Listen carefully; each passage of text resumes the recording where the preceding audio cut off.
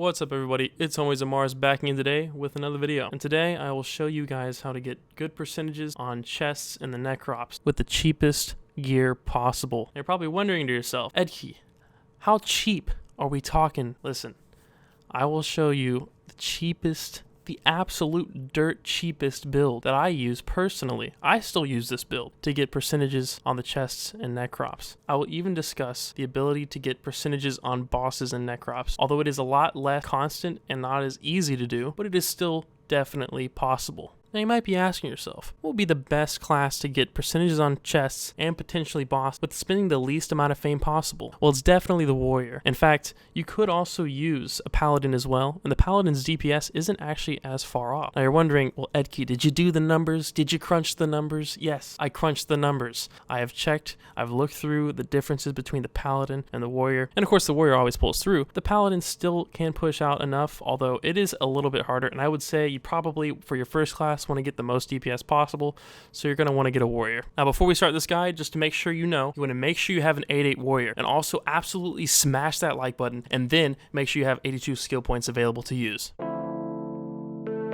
So first we're going to take a look at the runes and the skill tree. Specifically with the skill tree, we're going to be using the Butcher. Now obviously we're going to be taking every single attack, dexterity, and rate of fire because we want to get that extra sexual tension. Now of course we have some loot boost in there as well to get some of, well, we need loot. And then we also have evasion. Now evasion is useful because most of the things in the Necrops are actually going to do true damage to you. And so there's no point in actually getting extra defense. As well as the fact that, well, you do have speedy, so that also gives you 10 evasion. And if you don't know how evasion works, I did make a video about evasion. I would suggest watching that as well if you want extra information. Now as far as the runes, you want to stay with Perfectionist. That's very important because you're going to be staying at max health pretty much all the time in the Necrops anyways, and that gives you a 35% bonus to your actual damage on your sword. Blood Pact is also useful because you don't have to rely on mana to use your abilities. Podhead is also going to be extremely needed for this. I will describe Podhead later in this video. And then for the fourth rune, I have Regeneration of the Brute selected sometimes, or I'll have Eye for an Eye. Typically I'm using Eye for an Eye because Eye for an Eye gives you a 45% extra chance to get a white bag, and I would suggest using that if you're just looking to get the primals. But if you want the other stuff like the life and the epic chest quests and all that, you can use Regeneration of the Brute if you want the other drops. Now a little side note here, Eye for an Eye still allows you to get necrotic tokens. So if you're wondering if you took Eye for an Eye you would never get necrotic tokens, yes, you still get them. So that actually doesn't affect necrotic tokens whatsoever. Now on to the items. This is the main part of the video. And this is how we're going to make this warrior so derp cheap that anybody will be able to do it. First of all, we're going to go backwards. We're going to start looking at the ring first. Now you're going to want to make sure you get an attack ring. Now if that's either the Galaxy ring, which you can get for free, or you can get the UB attack ring, which will put you back 1 to 2,000 fame. Now personally, I would say just do Galaxies until you get the attack ring because you don't want to spend any money or the least amount of money you can on this warrior. The next thing will be the Annihilation armor. The Annihilation armor is actually going to be also really easy to get from Necrops, but if you have to buy it, it only is going to put you back another like 500 fame. The helmet we're going to be using is going to be pretty specific. Now the helmet is really going to depend on your account specifically. It depends on how much Legion you have. The reason why I say this is because we need to make sure we stay under 65 defense. Now personally, I like to use the helm of the Swift Bunny. That sounds weird, I know. The reason why is because it gives me only 5 defense, but it also gives me 5 speed. It also makes you speedy for 12 whole seconds, which is actually a really long time. Speedy gives you 10 evasion. Now also the 5 speed will put you over 70 speed on this warrior build, so that means you also get another 7 evasion from the speed that you have. Now that's very important, and I'd say you should probably only have to use that helmet, and that helmet usually only goes for 500 fame. Now if you wanted to, you could also choose to use like a red iron helm or a steel helm. It depends again on your account and how much Legion you have, but you want to make sure you stay under that 65 defense like I mentioned earlier. Now onto the swords. You're going to be carrying 2 swords with you into the Necrops. Specifically, you're going to always want to make sure you have either a Sword of Majesty or the Galaxy Sword. Personally, I would say you should just go ahead and grind until you get a Galaxy Sword because it is going to give you the most DPS out of those 2 swords. But if you had to buy the Sword of Majesty, it's only going to be about 500 fame usually. Now the second sword you're going to be using is going to be a choice of 2 different swords. You're either going to select the Demon Blade or the Shadowbone sword. Now this is actually going to be the most expensive part of this video. The Demon Blade is usually only a couple hundred fame, but the Shadowbone sword can actually go as high as 15,000 to 18,000 fame. I've seen it as low as 12 and 13,000 and even as low as 10,000 before. This sword does range greatly in its prices usually. I'd say you want to wait until you get a good deal on it. Personally, the reason why I use this sword is because it is the most DPS you can get for the cheapest amount of money possible. Now it's weird because the Shadowbone sword shoots out a really weird way.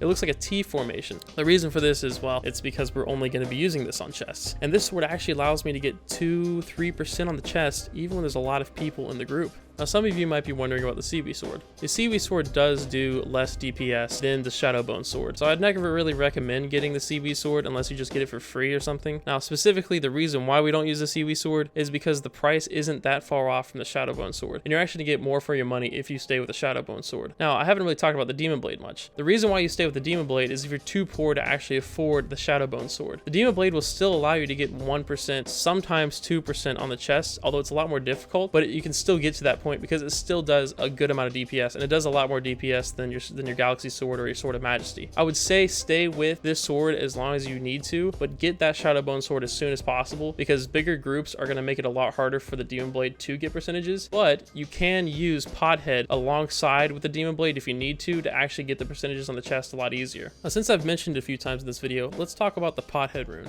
The Pothead rune is kind of complex, but basically it is exchanging the HP and MP you get from the potions that you drink in exchange for stat bonuses instead. So instead of being able to drink HP pots and get HP back, instead you're going to be getting something a little bit more valuable for this guide. You're going to be getting 2 attack and dexterity to your stat and another 5% attack and dexterity. Now it can stack up to 6 times. So if you drink 6 potions in a row, you're going to have a crazy amount of attack and dexterity for 3 seconds. This will allow you to have your sword's damage be pushed over 50,000 if you're using a Shadowbone sword for a little bit, on top of having damaging, berserking, and perfectionist activated. This will allow you to get really easy percentages on chests, and this also helps the Demon Blade as well, like I mentioned earlier, because the Demon Blade does have less DPS, but the Pothead will kind of carry it back up to a DPS range where you can get easy percentages.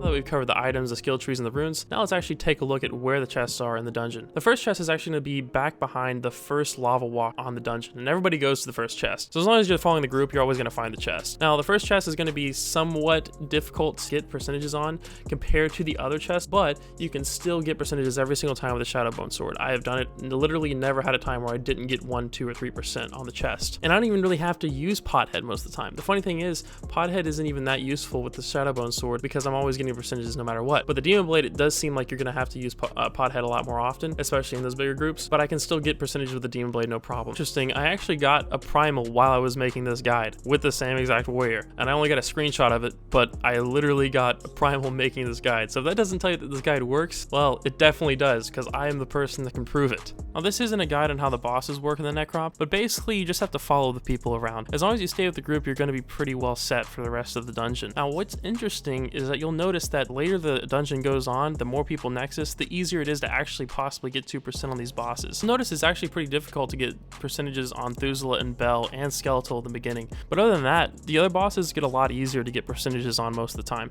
I'm not saying it's a guaranteed scenario because you have to make sure that you keep your shots on target every single time, because sometimes these bosses do like to move around a lot, but in general, as long as the boss stays in one place and you're able to wail on him for a while, getting 1 or 2% is pretty easy. But the main thing is we're just trying to get percentages on chests. Percentages on bosses is just an added bonus to this guide. As far as the last 2 chests, once the last boss is killed, everybody goes and runs to the first last chest, which is after a lava walk. You'll find it, you go through here. It's kind of crazy again because lava walks, I know, seem a little scary, but as long as you have a good priest, you'll be fine. And then once you get over into this room, you'll see it's in the corner. You can kill it, you sit on it with your Shadowbone or your Demon Blade, and then there's even one more chest after this, so don't Nexus yet. You want to turn her back around and then wait for the priest again, and then you just start walking through the lava, and then you run through some hallways. Typically you're going to just have to follow people at first, but once you do this more than once, you'll just get used to it, and you'll actually find this random part, this little random room where you walk into the corner here where it looks like some red stuff is on the ground. You walk onto it, you teleport, and then you're in this like galaxy looking area. This part is pretty easy as well. You just got to clear out the enemies, and then you'll see at the very end here, it's just a chest that's sitting in this room as well.